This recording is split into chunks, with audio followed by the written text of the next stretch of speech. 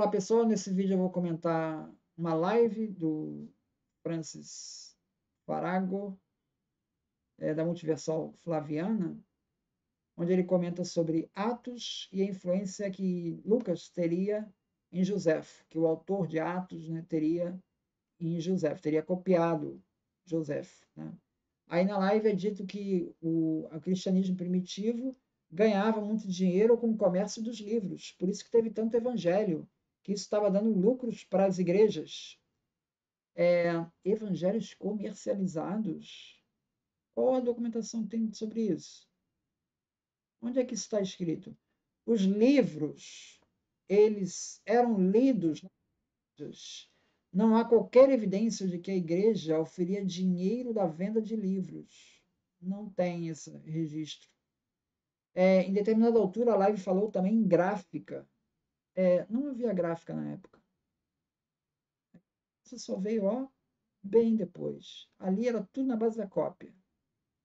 Tudo na cópia. Ficava uma sala, 20 pessoas na sala, 20 escribas na sala, uma pessoa ditando, e você ditava ali. Funcionava assim, mais ou menos. As leituras, os livros eram caros, as pessoas não tinham livro, não havia hábito da pessoa, vou comprar o livro para levar em casa. Não existia isso. A pessoa fazia a leitura coletiva. As leituras eram coletivas, não era leitura individual. A própria ideia de leitura silenciosa é uma ideia que só veio muito tempo depois. Não é da época do século I. E a cópia de livros era realizada por escravos especializados. Os livreiros faziam suas negociações junto aos libelliones, que eram os vendedores de livros.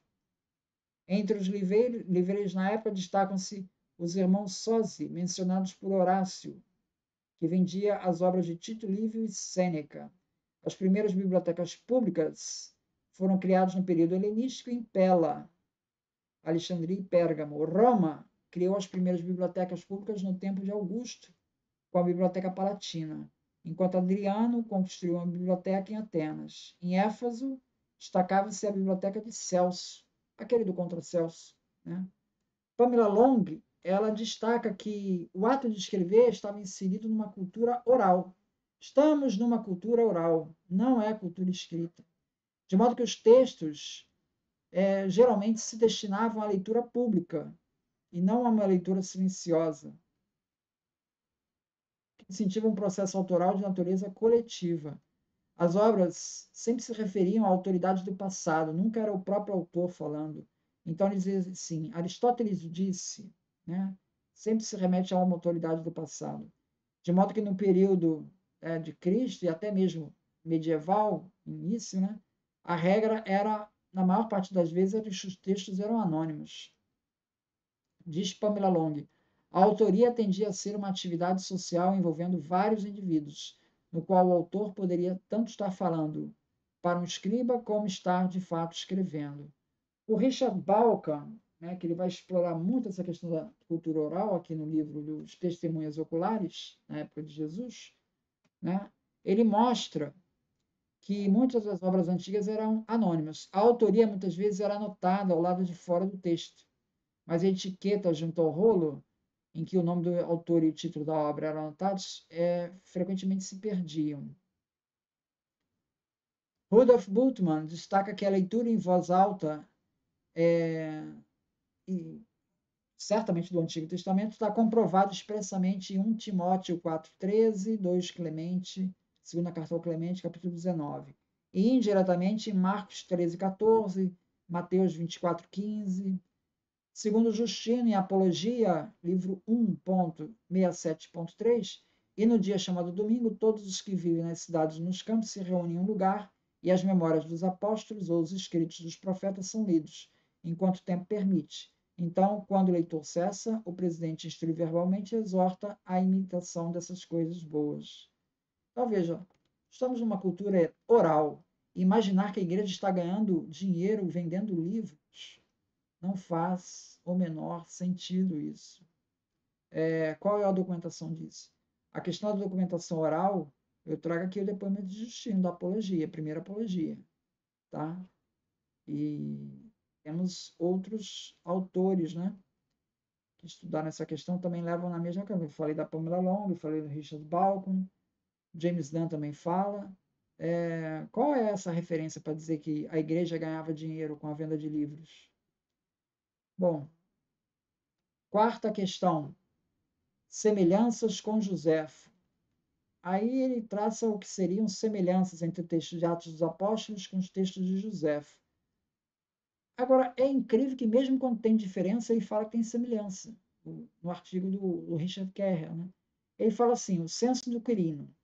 O censo do Quirino aparece em Lucas, capítulo 2.1, e a Joséfo, Guerra dos Judeus, 2.117. Tá? Agora, tem um detalhe aqui que ele não falou, que talvez seja o mais importante, né? É que Lucas errou. Lucas errou. Porque, segundo o Evangelho de Lucas, capítulo 2, versículo 2, o grande censo ordenado por César Augusto de Roma, no tempo de Jesus, foi feito um grande censo. Né? Ora, Jesus nasceu por volta de 4 a 6 antes de Cristo. Por quê? Porque Mateus 2.1 e Lucas 1.5 dizem que Herodes o Grande vivia na época de Jesus. Tá? Os relatos de nascimento dão isso, que Herodes estava vivo. E sabe-se que Herodes morreu em 4 a.C. Tá? Vamos supor que aquela história da perseguição das crianças, matar os primogênitos, aquilo ali tenha sido verdade. Jesus estaria ali com 2 anos, no máximo. Então, em 4 a.C., Jesus já estaria com 2 anos. Jesus nasceu quando? Em 6 a.C. Ou talvez em 5. Ou talvez mesmo em 4. Então, Jesus estaria nascendo aí por volta de 4, 5 ou 6 a.C. Tá? Bom, acontece que esse censo, ele não aconteceu em 4 a.C. Ele aconteceu em 6 depois de Cristo. Porque ele diz que é quando Quirino era governador. Isso está bem documentado, Quirino governador. Ele só se tornou governador em 6 depois de Cristo. Então, Lucas comete uma defasagem aí de 10 anos, porque de 6 até menos 4. Joséfo, em Antiguidades Judaicas, diz que o censo aconteceu em 6 depois de Cristo. Então, veja, existe aí uma contradição aí de Lucas na datação, né? E mesmo assim o Kerr disse que ele copiou o Joséfo. É a mesma coisa quando ele fala dos rebeldes, né? Teudas. Né? Teudas, Lucas introduz antes de Judas de Galileu, em Atos 5,36. Ele troca as ordens e viveu 40 anos depois, não confere com as datas de Joséfo. Então, veja, se Lucas está copiando Joséfo, por que ele copiou errado? Por que ele trocou a ordem de si? Entende? Quando tem semelhança, diz que não tem semelhança. E quando tem diferença, ele diz que também prova.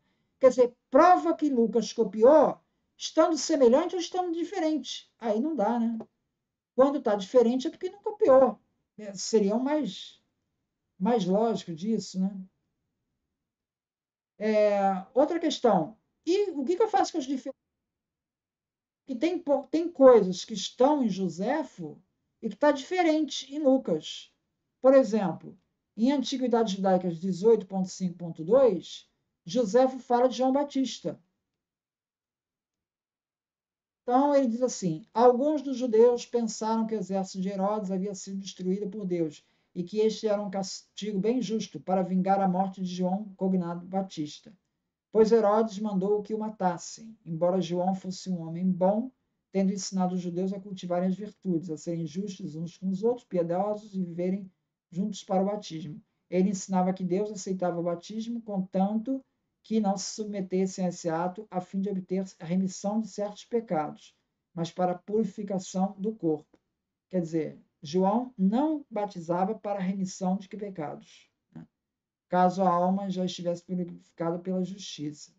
E quando os outros se reuniram em torno deles, Herodes receou que, sendo tão grande o poder de persuasão de João, que tinha sobre as pessoas, conduzisse o povo a uma insurreição, pois eles pareciam prontos a seguir seus conselhos. Herodes resolveu prendê-lo e matá-lo antes que provocasse qualquer tumulto, de forma que mais tarde ele tivesse que enfrentar uma revolta.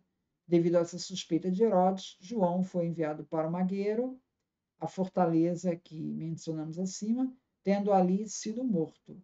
Os judeus creram que foi para vingar a morte que o desastre se abateu sobre o exército, com Deus querendo infligir mal a Herodes. Bom, nós temos diferenças entre o relato de José sobre o batismo de João Batista e o dos evangelhos, de Lucas, por exemplo, que José afirma que o batismo de João não era para a remissão dos pecados, enquanto a Bíblia afirma que era, como aparece em Marcos 1,4. A questão é que João foi morto por razões políticas e não por censurar publicamente o casamento com Herodes e Herodias. Esse relato de Joséfo, ele está diferente do que aparece nos evangelhos.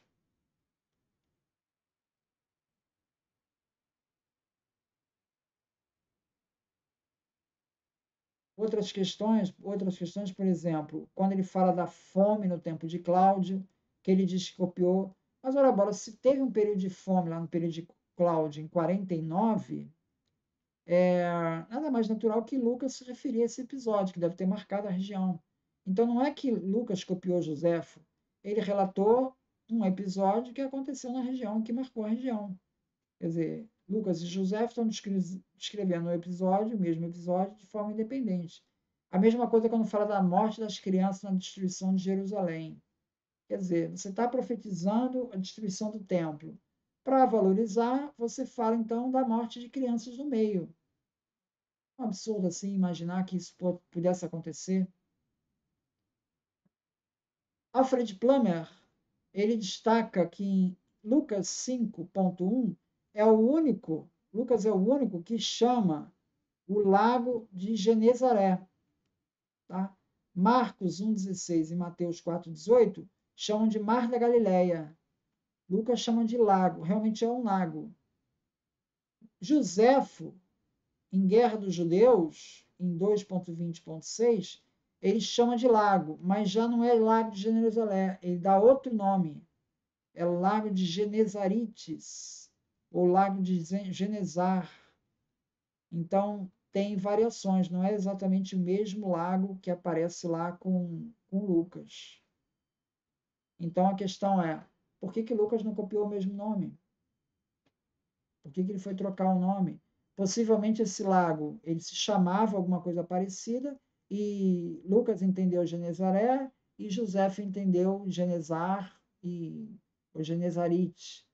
Ou seja, é um nome que, devido à transliteração para o grego, Lucas transliterou de um jeito e o José transliterou de outro. Então, é mais razoável isso do que imaginar que Lucas copiou José, porque, afinal de contas, ele não está igual. Veja, mesmo quando está diferente, eles dizem que houve essa cópia. Então, é isso. Muito obrigado, então.